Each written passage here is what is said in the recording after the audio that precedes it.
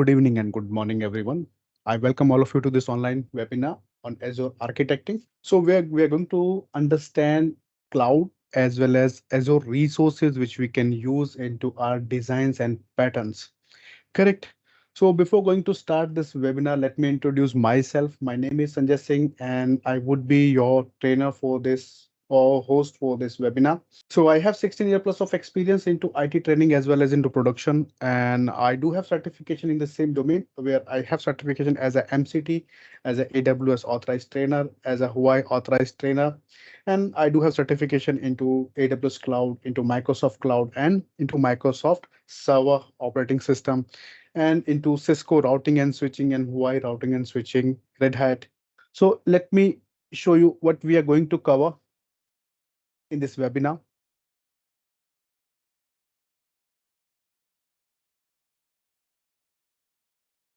So we are going to cover here benefits of cloud, why we have to move on cloud, or organizations who are moving on cloud, why they are moving on cloud nowadays.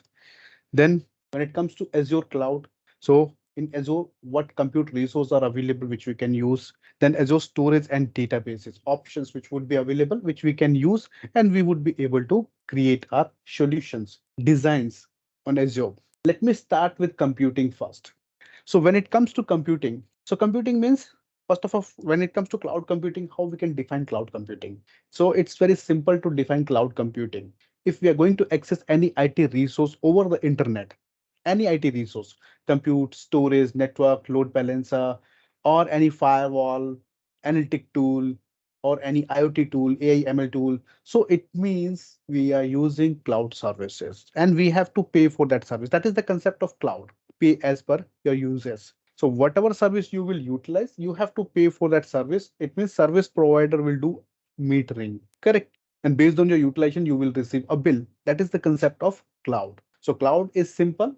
If you're going to access any IT service over the internet and we're paying for that service, that is called cloud computing. So where you would be able to access compute, networking, storage, analytic services, IoT services, AI ML services. So we have different categories in which you will get different types of services. Now, based on your expertise, might be you're coming from networking background or from database background or from development background, from IoT or from AI ML, from DevOps. So if you're coming from different background, so again, we have different categories into cloud where you can create your resources and you can deploy your application, you can test your application, you can test your environment into cloud. So when it comes to Azure, before moving into Azure, we should have knowledge of cloud models first. When it comes to again cloud models, so we have three models here: public cloud, private cloud, hybrid cloud. Now, what is public cloud? How we can define public cloud? So public cloud means it's simple to understand a cloud which would be available for everyone. That is known as public cloud. It means any individual or any organization, they can create their account and they can utilize services, which will be provided by service provider. Correct. That is called public cloud. When it comes to public cloud, there would be no capital expenditure to scale up. What it does mean by scale up? So it means, let's understand first of all CapEx model, capital expenditure model first. If I'm going to build my data center, let's assume I'm a startup organization and I'm building my data center. To build your data center, you need to rent some space first, or might be you're owning some space, correct? So where you have to purchase hardware, racks, patch panels, cabling, then you need to maintain power, backup, correct? Maintenance. So it means, first of all, I will invest into my infrastructure. First, I have to invest into infra of cloud or data center. After then, I will focus on my business continuity. Correct? When it comes, when I'm going to build my own data center, and cost will be reduced over the time. Whatever hardware I will purchase, cost will be reduced. There would be compliance rule which state that after every 5 or after every 7 year, you have to replace hardware. You need to purchase new hardware. It would be difficult for me to maintain this. Correct? Or if I'm not maintaining, there would be auditing and penalty would be there by the compliance. So how I can focus on business continuity now? So rather than going to build your own data center, use public cloud services where there is no upfront investment. Simply, we can focus on business continuity. We can create resources just because resources are on demand. So whenever you want, you can easily, you can create and you can delete your resources. Your resources are on demand. Whenever you need, in few seconds, in few minutes, you will get your resources, which would be available for you, where you can test your application, where you can test your infrastructure. So again, we are not going to build infrastructure just because that is already built by service provider. We are renting those infrastructure, correct? That is called public cloud. When it comes to scale up, so in scale up, assume into my data center, I have a server, a host server, where let's assume I have two virtual CPUs and 4 GB RAM. That is called compute infrastructure, which can handle, let's assume, 500 requests per second. What if I'm getting 1,000 requests per second on my server? So it means my application will become slow, correct? So user will face latency. Now I have to scale up my application. When it comes to production environment, when it comes to physical data center, it would be difficult for me to increase it just because I need to invest. I need to purchase more CPUs, more RAM to scale up, correct? When it comes to cloud, there's no upfront investment. You can directly scale up your virtual machines, your servers, and whatever size you will use, you have to pay for that size, new size. That is called scaling. So scaling is the feature in cloud, which you will get. Organization pay for what they use. So whatever resource you will use based on your utilization, you will get bill from your service provider. When it comes to private cloud, private means we are going to build our own cloud into our data center, organization data center. So hardware must be purchased for startup and maintenance. As I already told you, we have to purchase hardware, racks, patch panels, cable, correct? So where investment will be there. First, we have to invest. Organizations have complete control when it comes to control. So in physical data center, you will get complete control over your resources and security. Organizations are responsible for hardware maintenance and updates. So we would be responsible if you're building our own cloud. So we would be responsible for maintenance or for update of our resources. Hybrid cloud.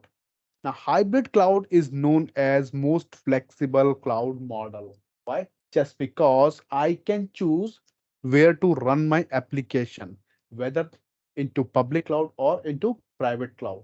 So I can decide. Now, how I will decide? So based on the compliance. Correct. Let me give you one example, one use case for hybrid cloud. So hybrid means combination of both public and private. That is known as hybrid cloud. So assume we have our own data center, physical data center for our organization, and now we are moving into cloud as well. So now I'm developing or I'm deploying one application for one banking organization or for one financial organization where customer data is important. So when it comes to customer data, there would be compliance rule which state that you have to place customer data into a secure place, and which would be your physical data center. So if I'm deploying two-tier application, two-tier means there would be one front end and there would be database,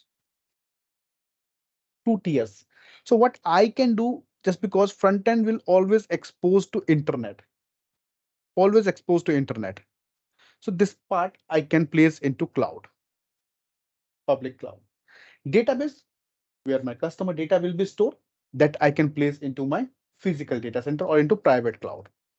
Correct. Where I will enable integration, communication from front end to back end using either VPN or express route into Azure, or if I'm using AWS, again, I will use VPN or direct connect option to connect, to provide connectivity from cloud to on-premises. So this would be, this kind of architecture is known as hybrid cloud, correct, where we can decide where to run our application tiers, either into cloud or into on-premises, that we can decide easily. So organization determine where to run their applications. Organization controls security. So based on the security, based on the compliance, based on the legal requirements, I can decide where to run my application tiers. Correct. Next option, benefits. Now that is the most important part. When it comes to benefits, we should have clear visibility or over the very benefits so that we can understand why we are moving into cloud, why our organizations are moving into cloud. So first benefit is high availability. Now, what is high availability? So high availability is also known as SLA, service level agreement. Correct? It means if I'm designing any application for my client, correct? So I will give a SLA to my client for downtime.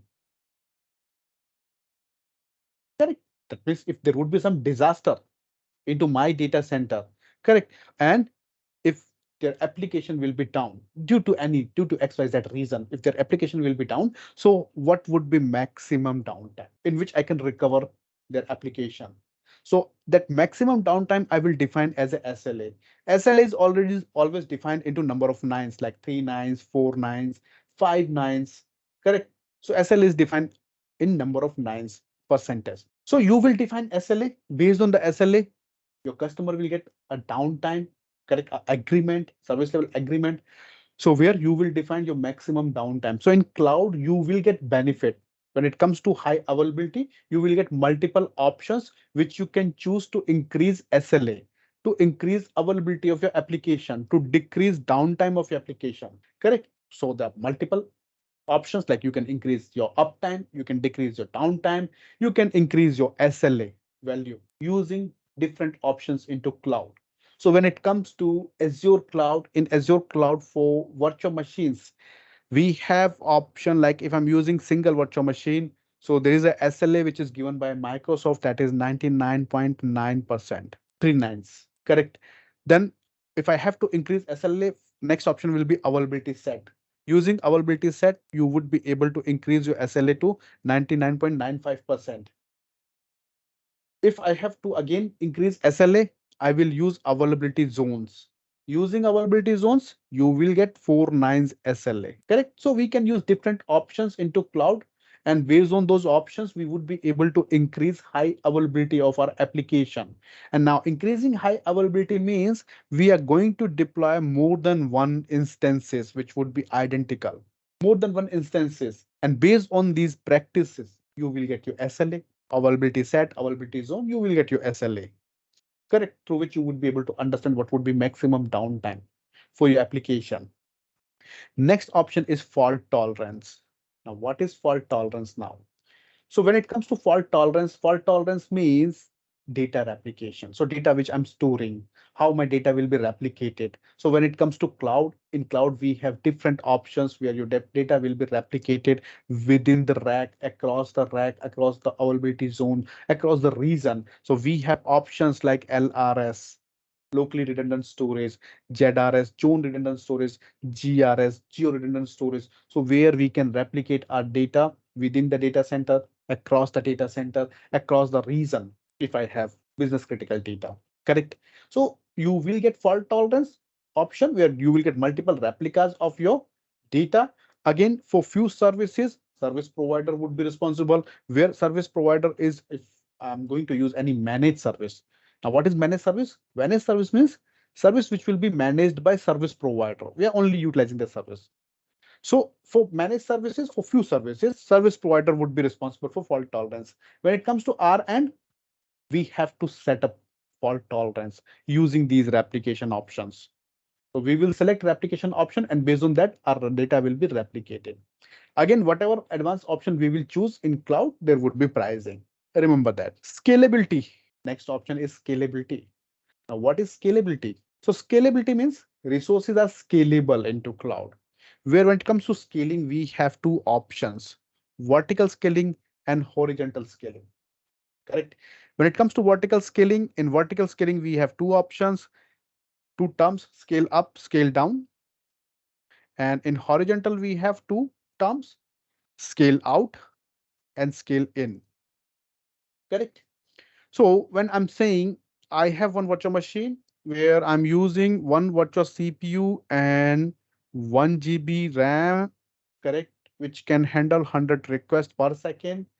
If I'm getting more than 100 requests per second, or if there would be some spike on my application where I need to increase my compute resource, that means my virtual CPU and my RAM. So if I'm increasing my CPU and RAM on same virtual machine, that is known as vertical scaling. And increasing resource, that is known as scale up. Decreasing resource is known as scale down. So we can scale up, scale down based on our resource utilization, based on our application, based on number of requests, based on performance. I can scale up and scale down my resource. Correct. That is called vertical scaling. When it comes to horizontal scaling, so in horizontal scaling, rather than increasing resource on same virtual machine, we will create multiple instances. Correct. So creating multiple instances, that is known as horizontal scaling. And where Adding instance, that is known as scale out. Removing instance, that is known as scale in. So scalability feature you will get into cloud, and you would be able to scale your application either vertically or horizontally. That is totally up to you. Resources are elastic, like I can use auto scaling group. So based on the demand, so based on the load, it can automatically increase or it can automatically decrease. So increase and decrease based on the load, it will automatically decide. That is called auto scaling. So resource, you will get elasticity will be there. Automatically scale out and scale in resources. This feature also you will get into cloud. Global reach. So I can deploy my application into any region. Correct. So we have global reach where we have regions, geography.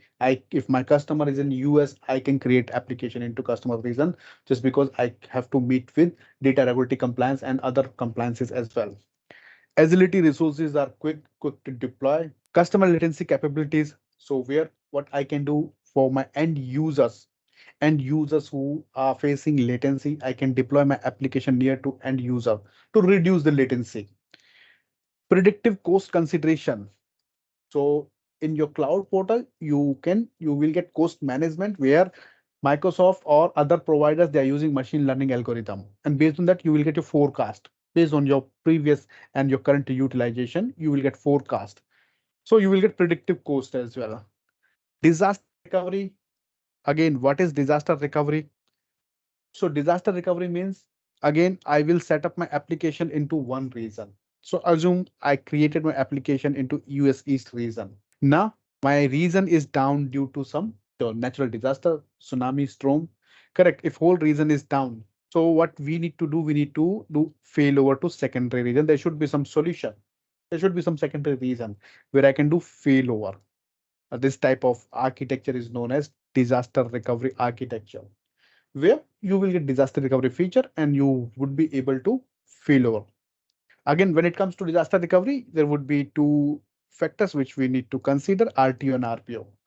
Recovery time objective and recovery point of objective, which we need to configure. That means the delay basically, and data lost. Security. In cloud, you will get security services, security options. You will get firewalls, layer 4, layer 7, data encryption, data in rest encryption, or you will get customer managed key or cloud service provider managed key, or you will get SSL termination, SSL in transit encryption. So we have multiple options through which we can create secure environment.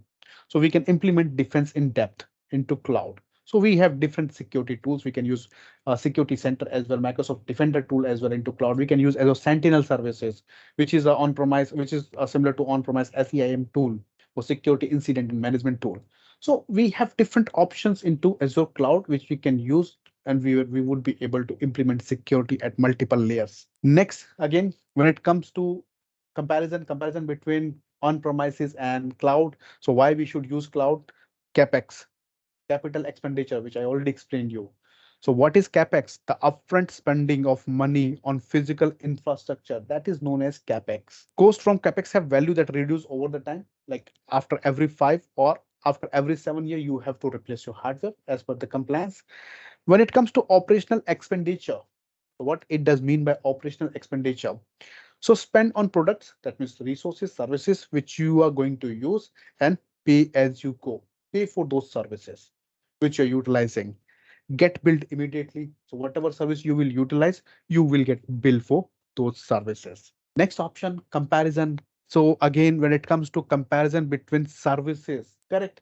So cloud is already divided into three service model. First service model is known as infrastructure as a service. When it comes to infrastructure as a service, what it does mean, it means like if I'm going to request to get one virtual machine, so virtual machine comes under into infrastructure as a service, correct? Where you will get one virtual machine, one infrastructure, which you will configure.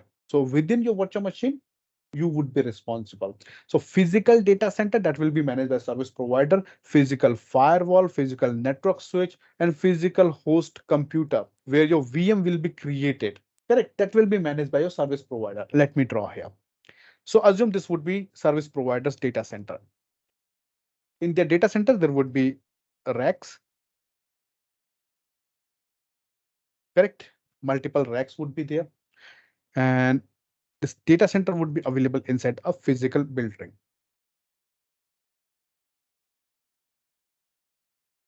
Now, all racks are connected to common source of power and common source of network.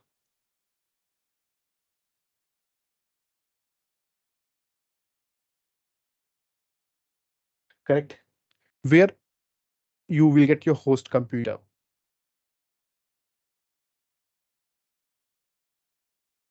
So on rack, you will get host computers.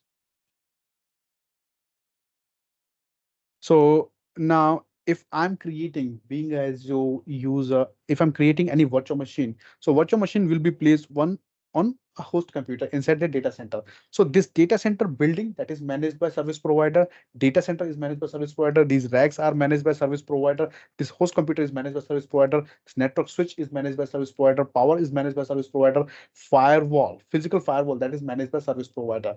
We would be responsible only for this virtual machine which is given by service provider to us. That means who can start, who can stop, who can delete, who can access your virtual machine using RDP or SSH. We would be responsible. Inside your virtual machine, if you are going to deploy any application, like if I'm a .NET developer, so I have to install .NET runtime first of all. Then I need to bring my binary files, my application code, and I would be responsible to set up my application inside this virtual machine. I would be responsible. Correct. That is called infrastructure as a service in cloud. So the most flexible cloud service model. Why? Just because you will get customization here. You configure and manage hardware for your application. So based on your requirement, you will configure your hardware and your application. PaaS. Now, what is PaaS? Platform as a service. When it comes to PaaS, so in PaaS, it's simple to understand. Being a developer, I don't have knowledge of infrastructure. So where if I don't have knowledge of infrastructure, it means I need a platform where I can test my code. Correct. So in infrastructure as a service, you have to manage infrastructure. When it comes to PaaS, here I'm going to focus on business continuity rather than focusing on underlying infrastructure. I don't have knowledge of infra. So what we will do, we will select our runtime like .NET, Java, PHP, Python, Ruby, and based on our application runtime, you will get a environment, a platform where you can directly test your code. That is called platform as a service. So focus on application deployment. Platform management is handled by cloud provider. That means your service provider will manage underlying infrastructure. You will focus only on your business continuity, on your application. SaaS, software as a service. It means application is designed by your service provider and that is managed by your service provider. So where I would be responsible? I would be responsible for data and accessibility. Data which I'm storing inside my application and who can access my application. I would be responsible only for this part. So pay as you go pricing model, you just pay for the software they use on subscription model basis. So basically you will purchase your application based on the subscription model like Office 365, like OneDrive, like CRM SharePoint, like Document Sign, Dropbox. So we have multiple options into SaaS application which we can use. So this would be an example for infrastructure, PaaS and SaaS, and again comparison so that you can understand service models. Just because when it comes to diving into cloud, so we should have clear visibility on service model so that I can understand where I would be responsible and where my service provider would be responsible. Just because it's a shared platform, so responsibility will be also shared into cloud. Now, when it comes to specifically Azure, in Azure, we have compute resources. When it comes to compute resources, so you will get on-demand computing services, which will provide you computing resources like disk, processor, memory, networking, and OS operating system, where I can create virtual machine, which comes under into compute section, app services, web app, where I can deploy web application, mobile application, and API application. Container services, when it comes to Docker and container, so we have ACI, Azure Container instances where I can run my containers. We have orchestrator as well. Docker is replaced by ACI into Azure, and Kubernetes is deployed replaced by AKS, Azure Kubernetes Services, which is the orchestrator. VDI services, which is known as Windows Virtual Desktop into Azure Cloud, where you would be able to create your VDI environment and you can share your desktop to multiple users into different environments. Next, when it comes to storage services, storage part. So in storage, first of all, we have container storage. Now, again, when it comes to storing data into cloud, so again, we should have clear visibility what type of data we can store and types of data. So let me give you one example. So we can store three types of data: structured, semi-structured, and unstructured. When it comes to structured data, it means I'm going to use structured database. So what is structured database? Structured database means like SQL database, which have some fixed schema. So you will create a table. Inside your table, you will get row and columns where your data will be stored. Correct. And you will use SQL query to query your data from your database. That is called structured database. Semi-structured. When it comes to semi-structure, it means we have dynamic schema, flexible schema, like JSON. So you will create a table, and inside your table, you will store your data as a key and value, like JSON document, where you will get flexible schema. Unstructured. When it comes to unstructured data, so unstructured data means data which I cannot predict. In what format I'm ingesting my data, I'm storing my data. If I cannot predict, like videos, images, Excel sheet, PDF file, document, exe files, if I cannot predict all these options, so what I'll do, I'll store my data into unstructured storage, which is also known as blob storage. You can say blob storage, you can say binary based storage, you can say object based storage, all are same. So in Azure, we have Azure storage account services, storage account, in which you will get four types of services. First, you will get container service. Second, you will get file service. Third, you will get table service. Fourth, you will get messaging queue service. When it comes to container services, container means we're talking about blobs, unstructured storage. So which is optimized for storing massive amount of unstructured data, such as text or binary or object-based data, which is known as blob. Disk storage. So for disk storage, again, I'm going to use blob. So in blob, we have three types. So disk storage, where you would be able to store your data for your application, for your operating system files, or for your application data, we need a disk. So provide disk for virtual machine for applications and other services to access and to use. Azure files. Now, what is files? So Azure files means we're talking about a shared file system. When it comes to shared file system, it means we're talking about NAS. If you will compare with on-premises, so in on-premises, we are using NAS, network attached storage, correct, which will be connected to multiple servers. Similarly, when it comes to cloud, in cloud, we have Azure files, where you will get SMB protocol, and nowadays NFS is also supported. So SMB protocol, you will get through SMB, we will create a file share, which we can connect or we can mount to multiple Azure virtual machines as well as to your on-prem servers also. So same storage you can mount into multiple Azure virtual machines and multiple on-premise server where you can share your data among multiple instances or virtual machines. That is called Azure Files. So highly available network file share that can be accessed by using standard server message protocol. If you are going to connect on Windows, you should open port number 445. TCP port number 445 into your firewall to connect this Azure file share. Correct. Next option, databases. So when it comes to databases, we have multiple database services into Azure. First database is Azure Cosmos DB, which comes under into NoSQL database. So it's a globally distributed database service that elastically, independently scale throughput and storage. So it's a highly available and highly scalable storage into Azure, where you will get millisecond latency. Now, where I can use this type of database. So when it comes to online e-commerce websites, where we are creating orders, customers are creating orders, where we need to maintain sessions. So we will use Cosmos DB database. When it comes to online gaming application, where I need to create leaderboard for my players, ranking table, global ranking table or regional ranking table. So I need a millisecond latency database, which should be global. So Cosmos DB would be millisecond latency global database, which we can use.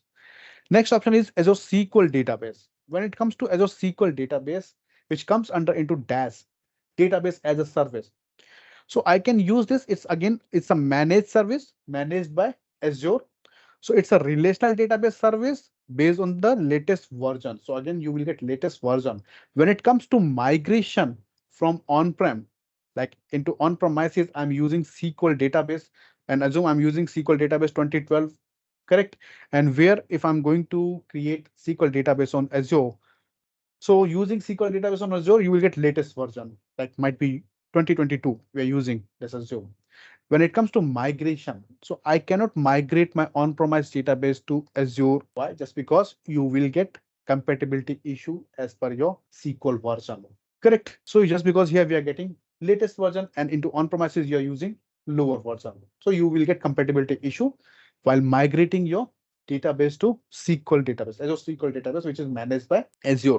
So what we can do, we can use Azure SQL instances. Again, managed instances. If you are in migration project where you have to migrate your on-premise database, so you should use SQL managed instance. Then you would be able to migrate your database from on-premises to cloud. Next option we have Azure database for MySQL. Again, this would be also a managed database. So it's a fully managed by Azure MySQL database for service for developers, application developers. So if you have a project where you should use MySQL database, you can use fully managed database. So it means database deployment, engine deployment, database creation, platform that will be managed by service provider. Azure database for PostgreSQL. Again, when it comes to my application requirement where I need to use PostgreSQL, so you will get again managed database, relational database service based on the open source Postgres database engines. When it comes to relational database, correct, what it does mean by relational database. So when it comes to relational databases, it means we are talking about transactional databases where we can perform some transactions, correct? So when it comes to performing transactions, correct, performance will be there. Like I should use high performance storage where I will get high IOPS, correct, so that I can perform my read and write operations frequently. And as well as when it comes to relational databases, transactional databases, there is a framework which is known as ACID into transactional databases. A stand for ACID, C stand for consistency, I stand for isolation, D stand for durability. So atomicity. Now, what is atomicity? Atomicity means if I'm doing transaction, so there would be multiple parts of transaction like T1, T2, T3, T4. Your transaction will be segmented or divided into multiple parts. Correct. Let's assume if any part will fail, it means your whole transaction will fail. So either your transaction will fail or it will success. If it will success, it means all parts of transaction will be success. That is called atomicity. So it means your transaction will be atomic in nature. Your database will be atomic in nature. Second option is consistency. What is consistency now? So when it comes to consistency, consistency means assume we have account A and we have account B.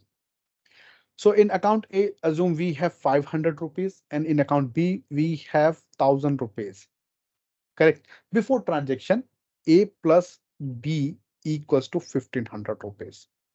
Correct. Now after transaction, it means I'm transferring 500 rupees from account B to A. Correct. So after transaction, A will become 1000 rupees and B will become 500. Correct. And after transaction, if I will do A plus B, I will get 1500 here.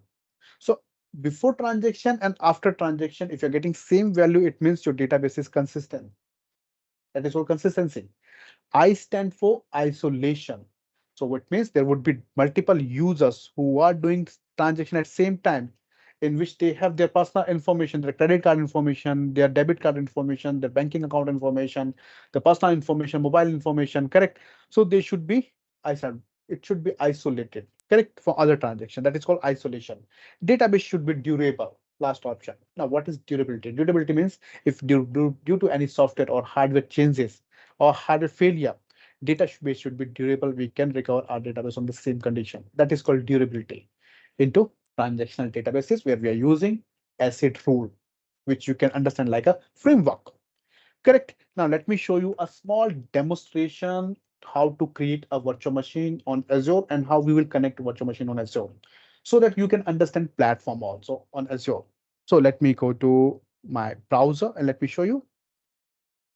So first we need to sign into our portal. So portal.azure.com, this would be URL for Azure, where you need to sign in. So let me sign into my account first.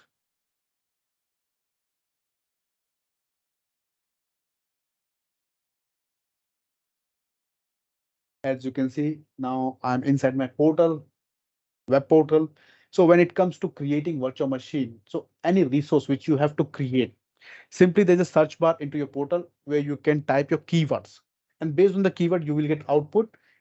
So if you have to read any document, if you have to access any service, resource, you will get all options here in search bar. Like I'm going to create virtual machine. So I will search virtual machine. I will type my keywords here. You can see I will get output. In services, I will get virtual machines, marketplace, I will get virtual machine, documentation, I will get for Azure virtual machines. So I can pick one option. I'm going with virtual machine. So let me click on virtual machine and I will be redirected to virtual machine console. When it comes to creating virtual machine, click on create and select Azure virtual machine. You will be redirected to create Azure virtual machine console, where you can see there should be one subscription which should be active into your account. So subscription is your billing boundary, similar to your prepaid account or your postpaid account. Correct? Like if you're using any postpaid account, so there would be one account ID where you will receive bill. Similarly, in cloud, we have to purchase one subscription. Correct? So in which you will receive your bill and which would be your billing boundary. So subscription, under subscription, we will create a container. This container is known as resource group. Let me click on create new container. Container name, I'm going to give here like a demo RG. You can give any name, totally up to you. So container is like a folder in which we can keep our data. Correct. We can store our data. So here we have resource group. This container is known as resource group, where we can keep similar kind of resources or resources which will be connected to single entity. We can keep those resources in single container. Virtual machine name, you can give any name. Let's assume I'm going to use this virtual machine as a web application. So I'm going to give here web1. You can give any name, totally up to you. Then you have to pick one region, in which region you are going to deploy your virtual machine. I'm going with Central India. If you click on drop down, you can see there would be multiple regions. You can select one region based on your requirement, based on your locality, correct? So I'm going with Central India. Availability options. So again, if you remember, when it comes to high availability, there would be multiple options which would be available into Azure, which you can use and you can increase availability of your virtual machine, which I'm not going to select right now. Security tab. So nowadays you're getting UFI boot virtual machines, which comes under into trusted launch virtual machines, secure boot. So which I'm not going to change. Images, you will get Linux and Windows server images. So in Linux, you will get different distributions, Ubuntu, SUSE, Red Hat, and in Windows, you will get different versions. So I'm going with Windows Server 2022, latest version, Azure Edition. And let me scroll down here. You will get your virtual machine size here. So default size you will get here. If you want, you can change the size. You will get your hardware configuration. Like in this size, I will get 2 virtual CPU and 8 GB RAM. This would be compute size for my virtual machine, and this would be monthly price for my this size. After then, you have to provide your username and password for this virtual machine. So let me give a username like student, and then password. It should be 12 character long and should be complex. So let me enter password. Confirm your password. So just because we are going to access this virtual machine remotely on our local system, and as we are creating Windows virtual machine, so Windows virtual machine we can access over the internet using RDP protocol, and port number will be 3389. So which should be open into your firewall. So by default, there would be one firewall which will be attached to your virtual machine, that is known as NSG, Network Security Group, in which RDP protocol will be open. Let me scroll down, let me click on review and let me click on create.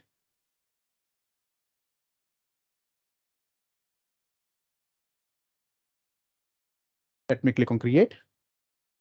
So as you can see, deployment will be start, and in few seconds, you will get a new virtual machine which you can access and you can set up for your application.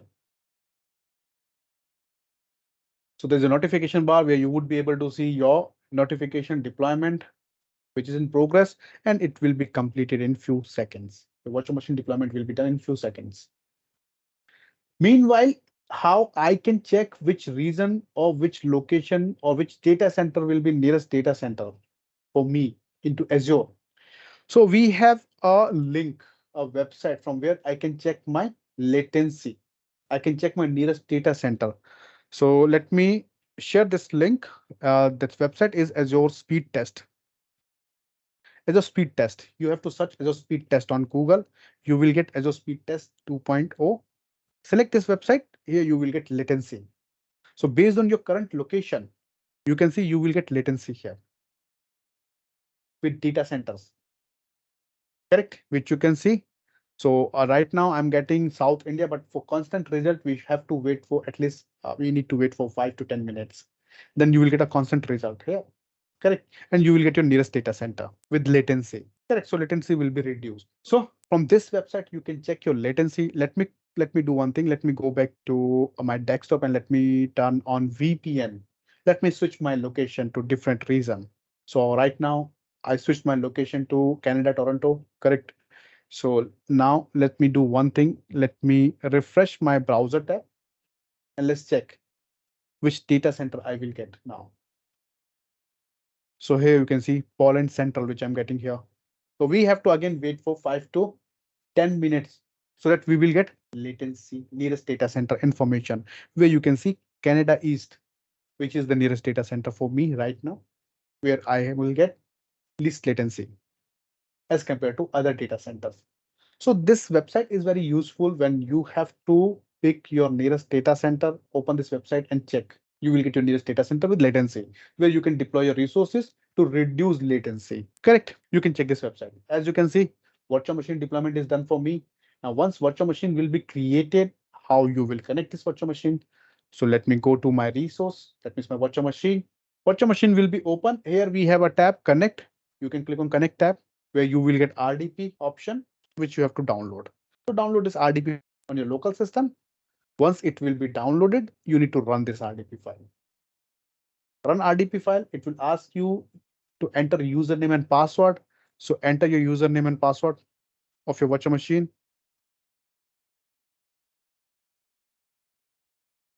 It will ask you to accept your RDP certificate. To accept a certificate and you would be able to see virtual machine will be connected. So as you can see, my server, as I'm using MacBook, correct. But where I have to, let's assume I have to test our application on Windows Server. What I'll do, I'll go to my cloud portal. I will create one Windows Server virtual machine. I will connect that virtual machine on MacBook and I can test my application. Correct. So let's wait for desktop. Once desktop will be available, as you can see now, desktop is available for Windows Server. So I'm going to set up this server as web server as server name. Correct. So I'm going to set up the server as a web server. How we can install or configure this server as a web server into cloud. So let me open Server Manager. So you can see either you have to wait or you can go to Start tab and you can click on Server Manager. Server Manager will be open. So once Server Manager will be open, it's a centralized service into all Windows Server where you would be able to install roles and features. You can set up your server as a server. Correct. So let's wait for Server Manager to be available. As you can see now, Server Manager is available. And we can set up this server as a web server into cloud. And we can host our web application. Now, how we will install web server inside Windows Server. Again, I can set up web server into Linux server as well. So where I have to install Apache services, I need to install Apache package. Correct. And I can configure my Linux server as a web server. When it comes to Windows, in Windows, we are going to install IIS role. Correct. So we need to click on this Manage tab and we need to click on Add Roles and Features. This tab, you will get a wizard. Click on Next. Next, you will get Roles tab. On Roles tab, we have to select Web Server IIS role. Click on Add Features and then 4 times Next and install. Web services will be installed. Meanwhile, what I'm going to do, Let me show you a complete website, correct? So let me open as browser. I'm going to download one template, website template, which we are going to host on Azure and which will be accessible over the internet. So let me set up first of all as browser, as I'm using first time as browser inside Windows Server. So let me set up as browser. Let me go to Google search engine first. And in Google, I'm going to search download